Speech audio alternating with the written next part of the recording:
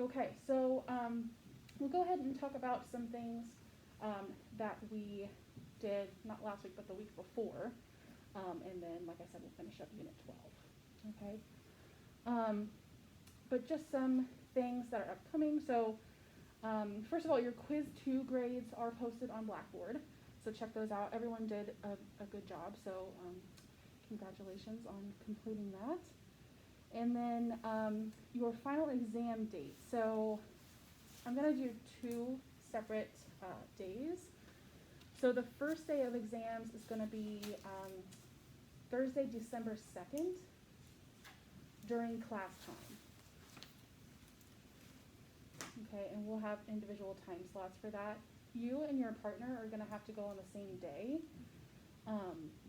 just because I want you guys to obviously play together. So I'll probably have one partner do like a 10-minute slot for just their portion of the exam, and then the other partner do their part of the exam, and then have the one partner kind of like stick around and then join together to do your duet, and then you're done.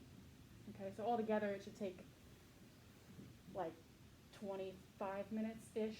I want to like overestimate just because I don't want to feel rushed. So Thursday, December 2nd will be the first day of that, and then the second day will be during actual exam week, which is Thursday, December 9th. So a week from then. Okay, so we'll have sign-ups on, I think it would be November 30th, to sign up for whatever day you want. And like I said, you'll just have to be, you and your partner will have to be right next to each other. Okay? Does that make sense how that process is happening? Okay. And then just a reminder that your PPSR practice partnership is due this Sunday as always. I just created the assignment for it on Blackboard, so you should see that there. Okay, any questions on upcoming things? Okay, cool. So at this point we have gone through all of the Black Key scales and arpeggios. So I wanted to warm up with one of them, but I wanted somebody to choose which one we should do. Which Black Key scale should we do today? It could be your favorite or your least favorite. We could work on the least favorite one or the hardest one, or work on the easy one.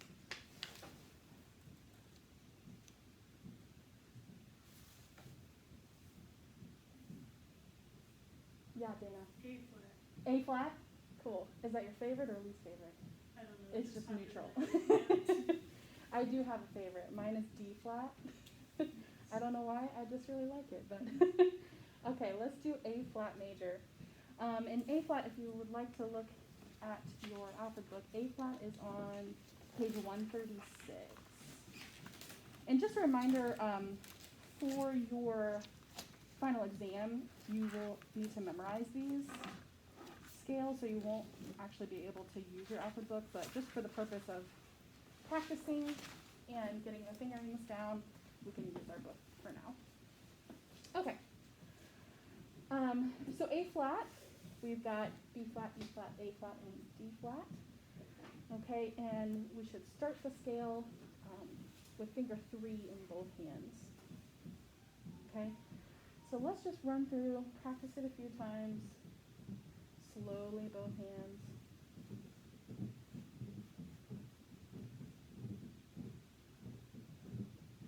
And then coming back down.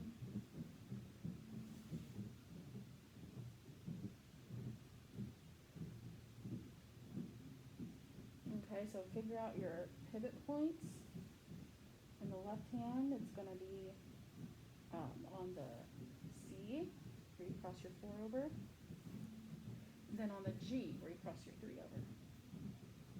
Okay, and then in the right hand, you're going to put your thumb under after you hit the B flat in your right hand, finger 4.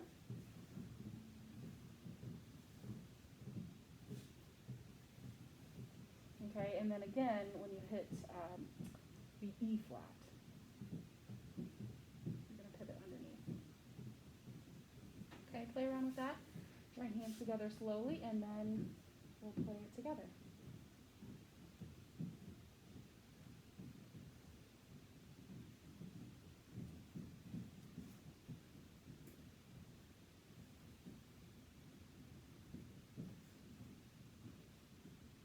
Okay, let's try it. So I am starting, my left hand is on the second A flat from the bottom, and then my right hand is just an octave higher than that. Okay, and we're going to be in 4/4 time. We'll go all the way up to the top, hold it for a half note, and then return coming back down. Okay, let's try it, maybe just a moderate tempo. Okay, I'll give one measure and then we're in. Ready? 1, 2, ready, play, and right hand under, left hand over. Right hand under, left hand over. Right hand under, left hand over. Here's the top. Hold, repeat the note. Right hand over, left hand under, right hand over, under left hand, over. Okay? How's everyone feeling about the A flat major scale hands together? You're feeling okay? Cool. Let's do the arpeggio.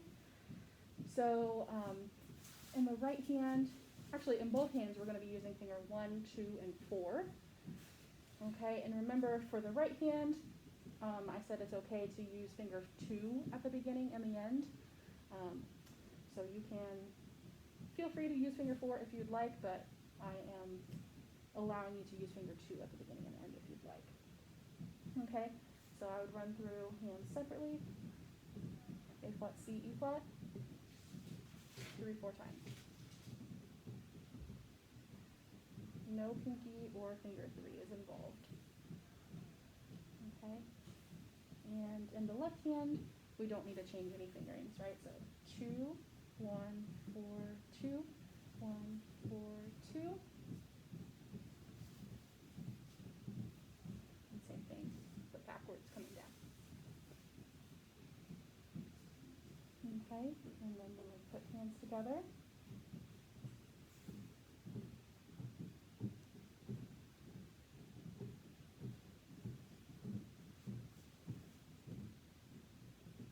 Okay, move horizontally. Feel your next position. So don't stay too stiff in on one key, right? So just always think forward motion.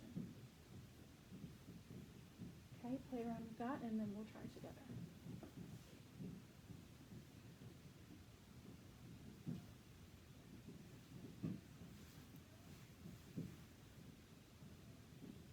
Okay, let's do A flat arpeggio.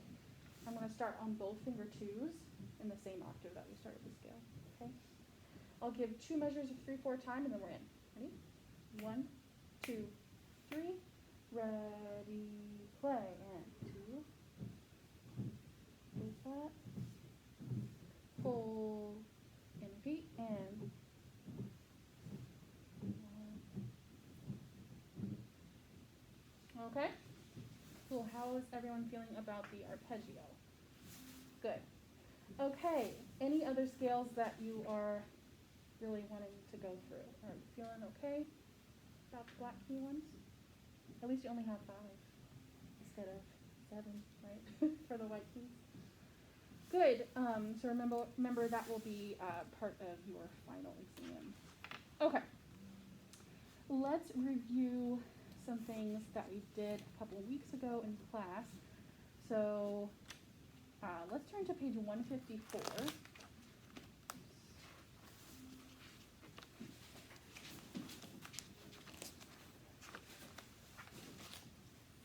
And we had some harmonization stuff.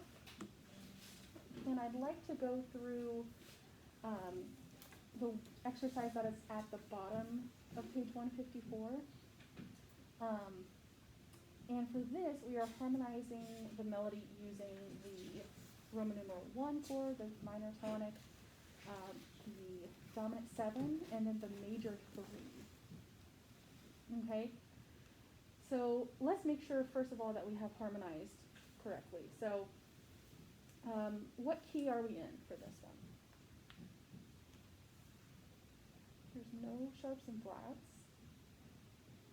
A minor. Yeah, we're in A minor because we end on A, and the melody doesn't support C major, right? So we're in A minor. Okay, and how would we harmonize the first 2 measures? If we look at those as kind of like a unit.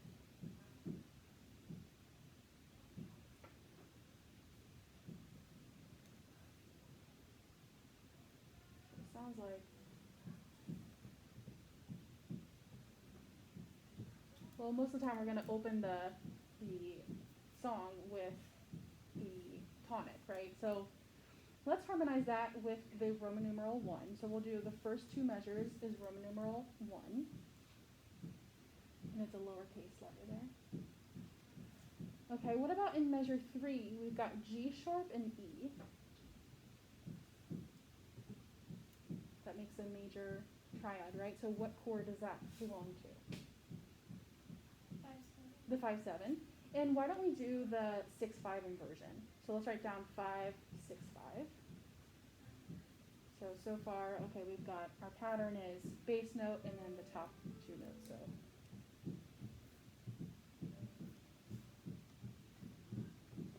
okay. And then in measure 4, we've got our A and our E. So let's assume that the 5/7 is resolving back to the tonic. Okay, so we'll put a Roman numeral 1 there. The second phrase begins the same way as the first phrase, so let's harmonize that in the same way. Okay, so we have tonic, tonic, 5, 6, 5, and then 1 for measure 8. What about in measure 9? We have C, G, G, G, G. Well, C and G. The 3, yeah, okay. And what is the 3 chord in the key of A minor? C major, yeah, okay.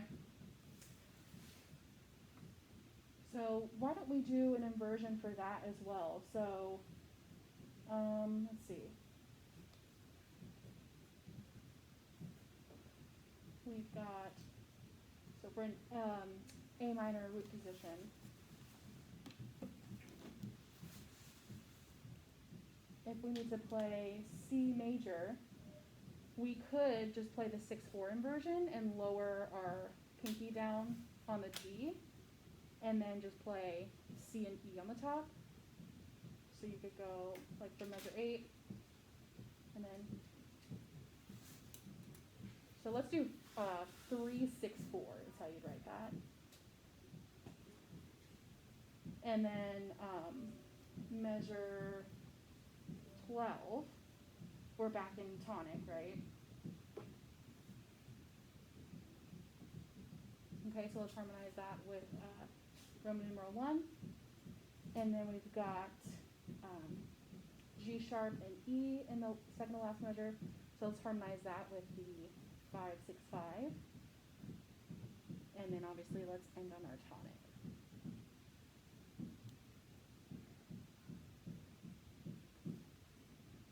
Okay. And then our melody, we have some tricky fingerings in there. So I would try to play your melody by itself. So let's see.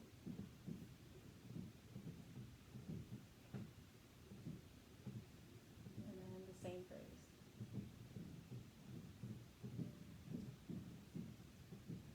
Okay, then starting in the third phrase, we need to move our hand up. So now our finger 3 is on C, and we're moving, stretching our thumb a fourth down to the G.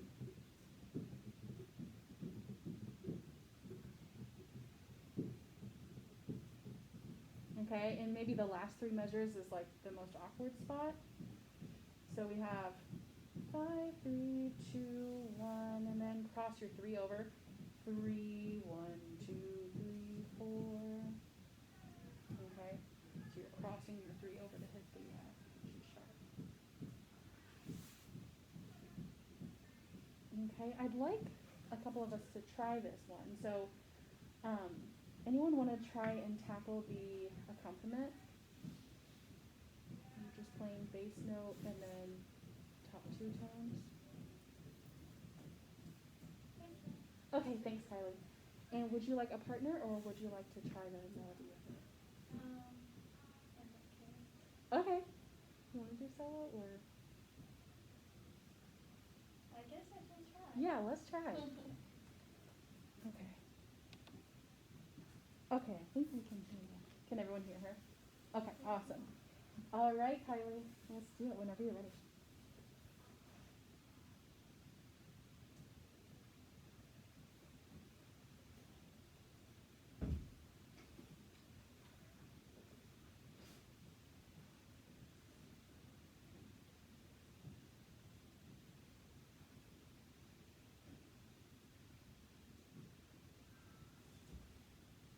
No, that's not it.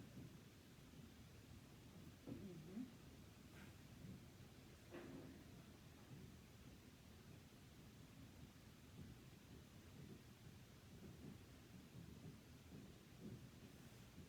That's it. Yeah, nice work. Good.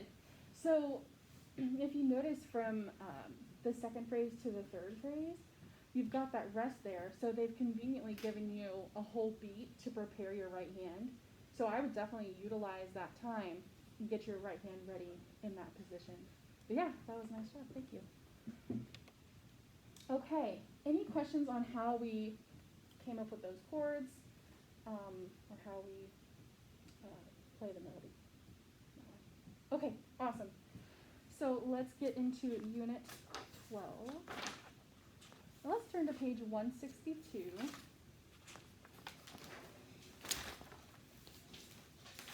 So this unit is about theme and variations. Has anyone played a piece before that is in the form of theme and variations? Yeah, Addie has? Yeah. So basically, you start with a section that is introducing the theme, or the main idea, the main melody, right? And then you have a number of variations, short variations that follow the theme that are literally varied each time. So it's still following the same idea, but something about it might be different. There might be different rhythms, there might be added notes, the accompaniment pattern might be different, the style might be different, right? So in this case, on page 162 and 163, we've got theme and variations based on J.S. Bach's Minuet in G major. And you can see that each variation is in a different style, right? So it's based off of that simple theme, right, that we all know. So we got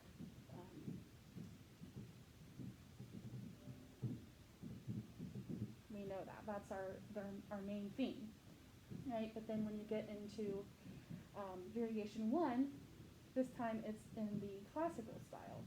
So we have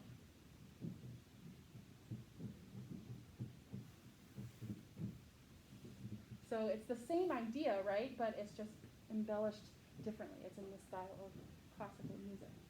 And then if you look at variation 2, a whole new feel, right? We're in romantic style. So let's see.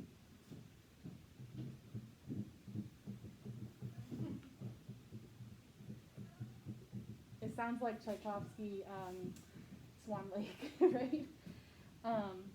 So very different feel, but still same intervallic relationships, right? And then variation 3, we have contemporary style. So we've got, you can see we have changing meters. So let's see. Okay, and interesting harmonies there too. And then variation 4, we got ragtime style. So let's see, how's this one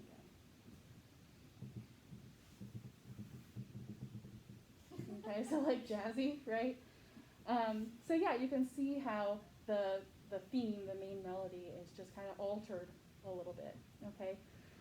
So I wanted to bring this up because you will have to do a creative project for your final based on theme and variation. And I think what I'm going to have you do is Jingle Bells. So yeah, so you'll basically open up with the main melody of Jingle Bells, and then you can have variations. I'm not sure how many variations I want you to do yet. I'm going to have more details coming soon, next week. But just kind of heads up that keep your Jingle Bells melody fresh, because I'll have you do that for the final. Okay. Any questions on theme and variations? Okay, cool. Let's turn to page, oh, you don't need to practice that one, by the way, the theme variation. I just kind of wanted to introduce it. Okay, let's turn to page 164 and 165. These I do want you to practice. Okay. And they're a little bit longer exercises. So on page 164, we've got a little blues. And in the left hand, we're dealing with intervals that are pedaled, right? So you can see our bottom note is staying the same every time. So we start with a fifth, and then we get to a sixth, and then we've got seventh, sixth. Okay. So notice the common tone there. Your bass note is staying the same. Okay. And again, in measure 4, we've got that rest, so we can utilize that time to move our left hand up and prepare for the new position. So now, in measure 5, F is our bass note that's staying the same. Same relationship. Okay, and then we have another rest in measure 8, so we can move up to G position now. So now G is on the bottom. Okay, then we have another rest, move back down to F. So maybe next to the quarter rests, put arrows where you're going, right? So you're prepared for each movement. Then in measure 11, we're back on F. Okay, and then we move down in measure 13 back to C position.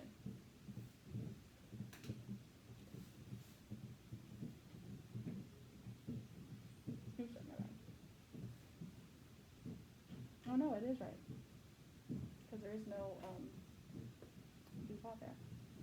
Okay, and it's kind of a funky sounding melody, so here's how it'll, the first line will sound. So.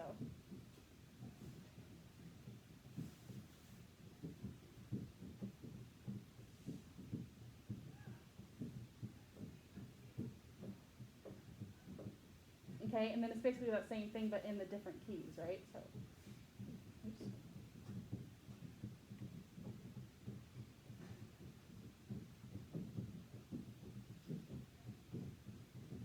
Okay, so we don't have any sharps and flats in our key signature, but we do need to watch out for the accidentals, right? Okay. Also, we can make this a lot more expressive if we follow those dynamics. So start off the first phrase there soft, and then kind of gradually, as you keep going through the phrases, increase to mezzo forte, and then after measure 10 is where you kind of decrease there. And then you've also got a ritardando at the end. Okay. And it looks like you're pedaling every 2 beats. So when you are hitting the same chord, you obviously don't need to change pedal there, but when you change the chord, then you need to clean your pedal. Okay. Any questions on A Little Blues? Okay. It's kind of a fun one. It's slow. It's kind of relaxing. I also like the one on page 165 as well, so let's go through this one. And this time the right hand has some chords, and I would again point out the common tones from the chord changes. So if you look at the right hand part in measure 1 and 2, we're in the key of G major, right? So it's just G major inverted, right? So we have D, G, B. Okay, the first two chords are the same. And then in measure 2, we're going to keep the bottom tone, D, right? But then just move finger 3 and finger 5 down to F sharp and A. So we have, okay? And then the left hand bass line is just the G broken chord, right? And it's slow, so let's go slow. Okay? And you do need to change pedal for all of those, just because if you don't, it'll sound really like muddy and too blended, so. Okay?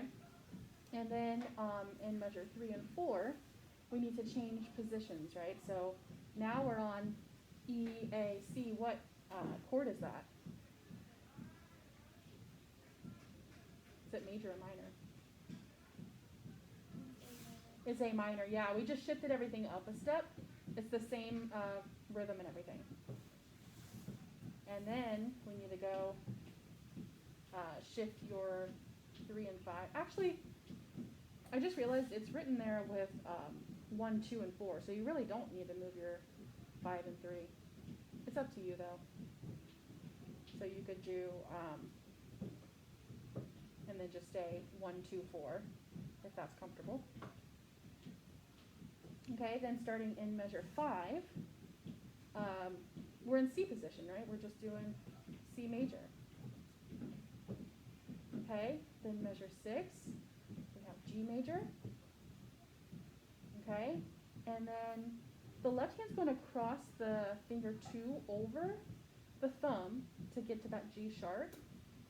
Okay, and then in the right hand, what are the common tones from the G major chord to the next chord there?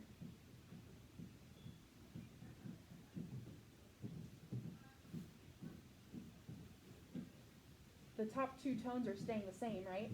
So all you have to do is move the thumb down, okay? And then starting in measure 7, you're kind of using your left hand finger 2 on the black key as a pivot point, and then your 1 is going to end up on A. So it's going to be G, G sharp, A, so 1, 2, 1.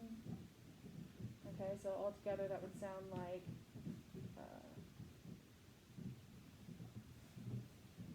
back in A minor. And then that's an octave down, the left hand. Same chord in the right hand though. And then, okay. Notice we also have dynamic shaping that we should do. So I would say the second chord in measure 6 should be your peak moment. Right? And then kind of taper down at the end of that phrase. So it should sound something like this.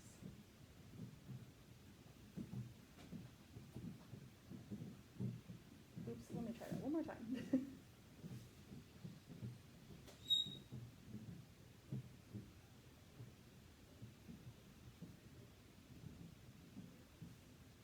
Okay. So kind of shape it out, build it up in the middle, and then taper it. And then it's really the same concept in the second half, except we have, actually no, it is literally the same. Yeah, so the third system there is the same as the beginning. Yeah. It is. Okay, so the only difference is the last 2 chords. That should just be your 5, 7 to 1 in the key of G major, right? So we would, the last 2 measures would be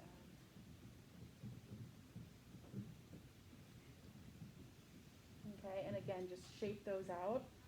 So think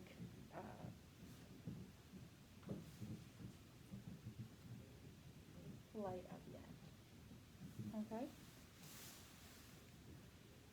And overall, the second half of the piece should start softer, right? So show the contrast there of that parallel phrase. Okay. Any questions on the chorale? Okay, great. So practice those 2 pages this week. And then let's look at page 166. We've got some harmonizations. So at the top it says we should use Roman numeral 1, the dominant 7, Roman numeral 4, the subdominant, and the minor 2. Okay? So if we just look at this exercise, what key do we think it is in? Based on our notes of the melody. No sharps and flats. And what's our final note? End on C. So let's assume we're in C major, okay? And let's also, right off the bat, let's assume that we're going to end on tonic, right? So let's write Roman numeral 1 for the last measure. And our melody there in measure 1 and 2 supports that we should use the tonic in measure. So based on our G and our E. So I think the A there is just a passing tone.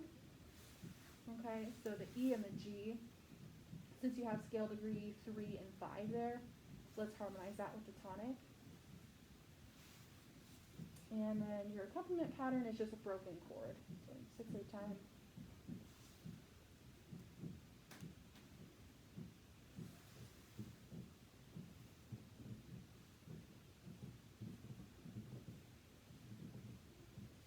Okay, and it sounds right using tonic there. Okay, what about in measure 3? We have 2 chords that we should use to harmonize there. We have A, G, and F sharp. Let's assume the G is a passing tone, so if we just look at the A and the F sharp, or A and the F, excuse me, not F sharp, A and the F. 4. The 4 chord, yeah, so let's do Roman numeral 4 there. And then the second chord there, we have E, E, F. Let's look at the E, because I think the F is more of an embellishing tone as well. So E is scale degree 3, and scale degree 3 doesn't apply to the 2, the 4, or the 5, 7. So let's harmonize that with Roman numeral 1. Okay, so we have, we've got 4, 1. Now let's do a inversion of Roman numeral 4. Let's do the 6, 4 inversion. So let's do C, F, A, just to make it a little bit of a smoother transition in the left hand. Okay, so let's write Roman numeral 4, 6, 4. So in that second phrase there we have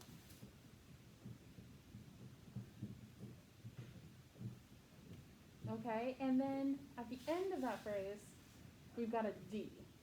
And D is what scale degree in the key of C? 2. Okay. 2 could apply to the minor 2, or it could apply to the 5, 7, right? Let's see how it sounds either way. So we could do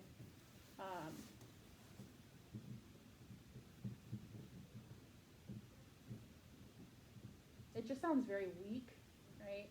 Doesn't really sound like that should be the cadence. So let's try it with the dominant 7.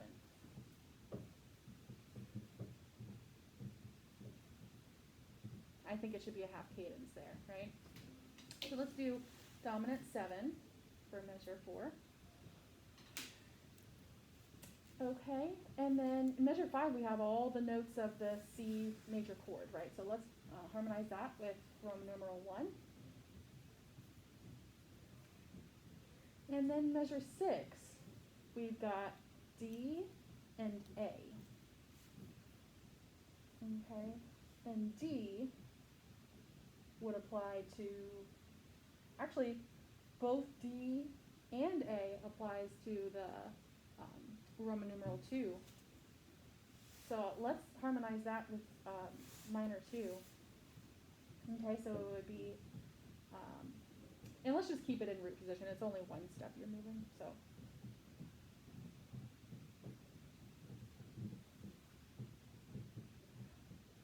And it sounds right. And then we already put the tonic for the last measure, and the second to last measure supports that we have got the dominant 7. So we got a bunch of G's in a row. So let's see how that sounds.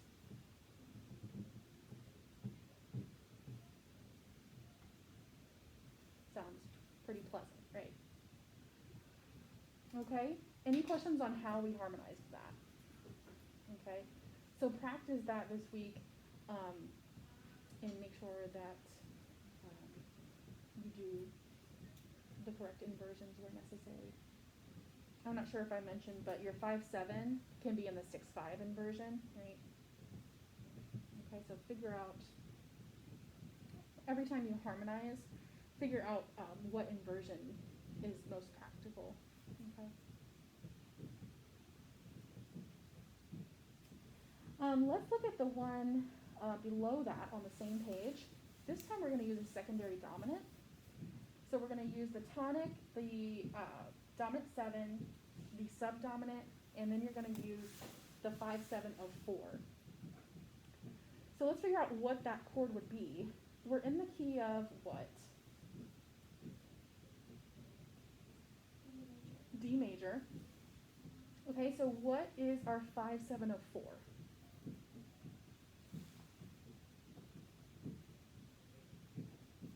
Let's work backwards. So the 4 is G. The 5 of G is D. Okay, so the 7 is D7, right? D, F sharp, A, C.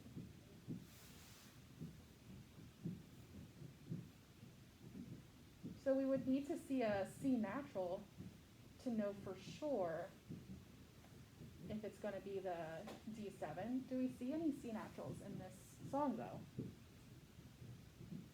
No. Okay. So the only other way to know if we should use a secondary dominant is if it is preceding the 4 chord, right? Because it should always lead into the 4. Okay. So let's take a couple minutes on your own and try to harmonize these. Figure out where the 4 chords are, and then determine if the preceding measure is going to be the secondary dominant. Okay? And then we'll go over it.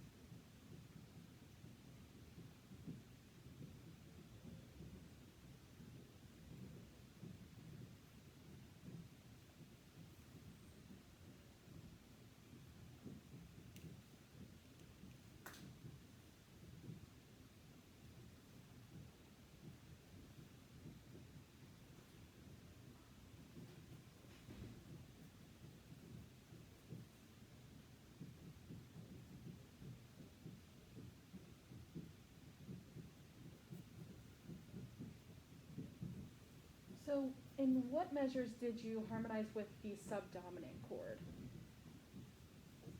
The major 4.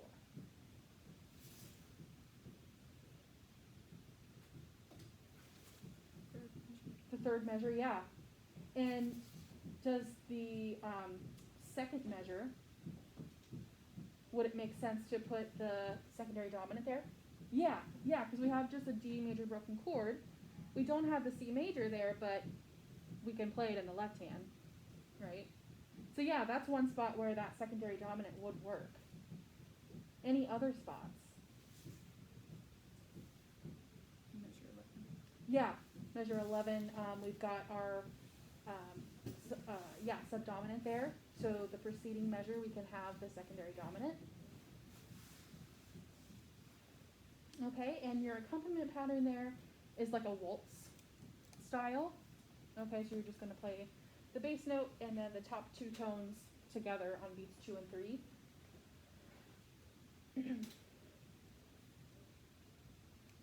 Okay, and let's see how we can do a good...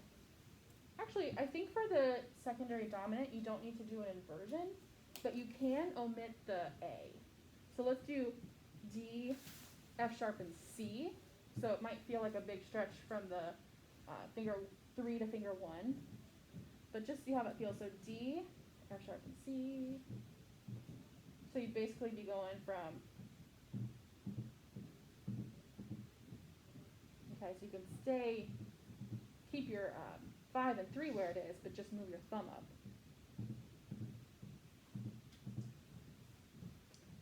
For the Roman numeral 4, let's do the 6/4 inversion. Okay, so we can do D, G, and B. Okay, so far we've kept D in our bass. Okay, for the 5/7, let's do the 6/5 inversion. Okay, 1 we can obviously do in root position. Okay, and I think that covers all of the chord changes that we'll be doing. Okay, so we got a long phrase there at the beginning. Let's see how this will sound.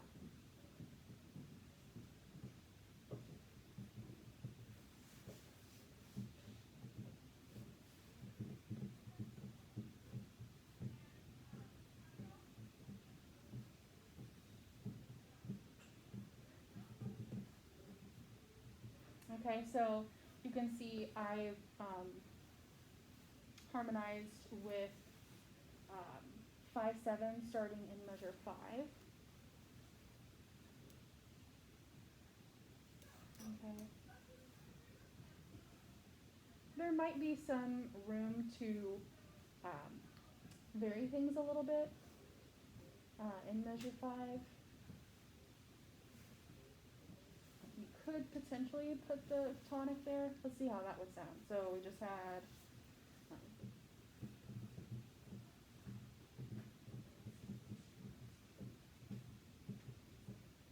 yeah, you could do tonic in measure 5.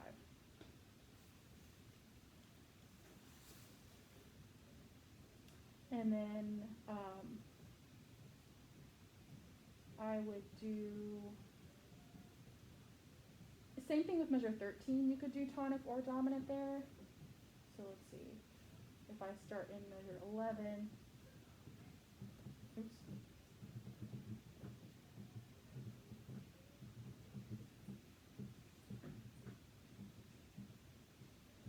Okay, so you could do that, or you could do the dominant starting in measure 13 and in measure 14. So you could do, oops, and then just keep it. So either way works. Just kind of what you prefer. Okay, does that make sense how we harmonized that and found the secondary dominant? Okay, so practice that one as well. Okay, so for your homework, like I said, work on page 164, 165, and 167 this week. And then let's also talk about our choral score reading portion of the final. So I've decided I'd like you to do page 157 for that portion of the final. And we talked briefly about this a couple weeks ago, but I think a couple of us had to leave early, so I just want to make sure that we all got the fingerings and understand how to accomplish this. So This is a choral score reading with two parts in the right hand and the bass part in the left hand. Okay, and we're in the key of what? What page did you say? This is on 157. Okay. We've got one sharp, and our last chord there is G major. Right, so we're in the key of G major. Okay, and let's first look at the right hand part. That's going to be the most involved part physically, right? So I have written down fingerings that I think would be the most practical. Okay, so my advice is to literally just write down the fingerings that I'm telling you, and experiment, with those, and determine if you like those as well. If you don't, figure out some fingerings that work for you. Okay, so for me, in the melody, I like to start with finger 3 on the A. Okay, so I have finger 3, 4, 2, and then starting on beat 3 of that first measure there, we need to play 2 parts. So we have E on the bottom, C on the top. So I'm just going to use 1 and 5. Okay, the next chord there we have F and A. I'm going to use finger 2 and 3 there. 2 and 3. The next chord there is an octave. We have D and D. 1 and 5. The next chord is G and B. Let's use 2 and 4. Okay. The next chord is an octave E and E. Let's do 1 and 5. The next chord is A and C. Let's do 2 and 4. The next chord is an octave D and D. 1 and 5 there. Starting in measure 4. Starting in measure 4, we've got E and B. Let's do 1 and 4. And then you hit your E by itself, and then A by itself, 3, so 1, 3. Okay, now look at measure 4. We have a G sharp and an E, so the soprano 1 part is lower than the soprano 2 part. Okay, so don't get confused by that, but just put 2 above the G sharp and 5 above the E. So you have 2 and 5. Okay, keep the 2 and 5 on the next chord, but move your 2 to A. Okay, so now you have 2 on A, 5 on E, and then you have D by itself, so that's finger 4. So you'll have,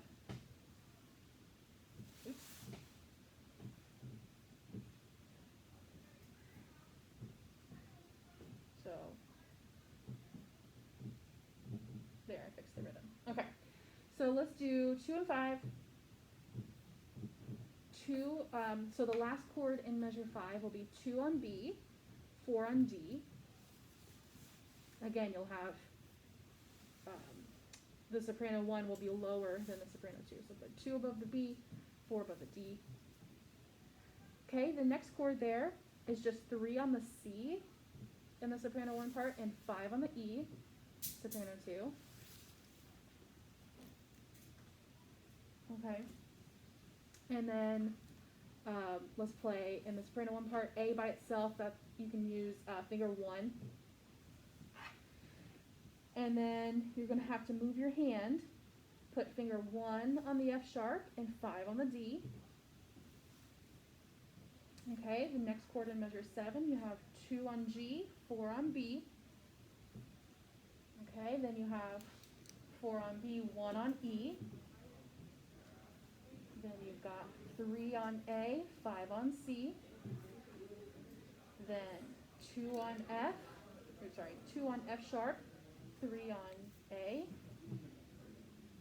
Same chord again. You might want to notate that so you don't have to really think that hard. You've got 2 of the same chord in a row. And then you've got 1 on G, 5 on D.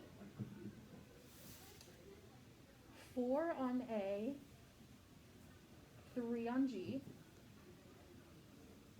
Okay, and then, okay, so that part might be the most tricky rhythmically, so 2, 3, 1, and then put 2 on the D, 4 on the F sharp in the last beat of that measure. So it's 2, 3, 1, 4, and 2. So you're kind of using your thumb on the E as a pivot point.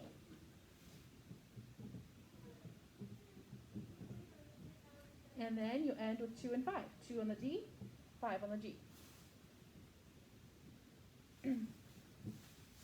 Okay? And we'll talk about the left hand fingering. Actually, you know what? We have a couple minutes. Let's run through left hand fingering really quick. So in measure 4 is where the left hand starts. I started with finger 3 on the E. And then you can kind of just follow the hand position. So 3, 2, 4, 1. Okay? Then, starting in measure 6, we need to move our hand position. So let's put 3 on the C there. 3, 2, 4, 1, 3, 5 in measure 7. 2, 2, 4, 2, 3. Hold on. 2, 2, 4, 3, 2, 2, 5. Okay, anyone need me to repeat that? I kind of messed up a little bit. Okay.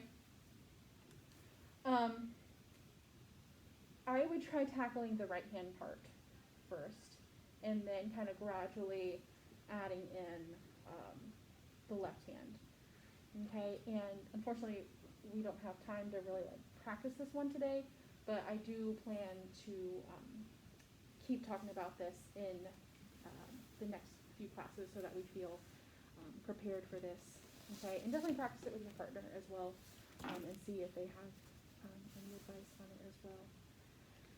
Okay, one thing I wanted to add was a little tip from your breath trifold. So it has to do with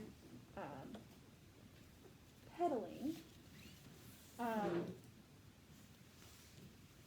So it's number 5. So number 5 is called back pedal. So it says, after you feel comfortable pedaling a piece or a section of a piece, play it without pedal at least once every practice session to make sure you are still playing legato. So a couple of the pieces that we're playing for practice this week use pedal, but we want to make sure that in general when we practice we don't overuse the pedal, because then sometimes we lose the presence of the legato playing.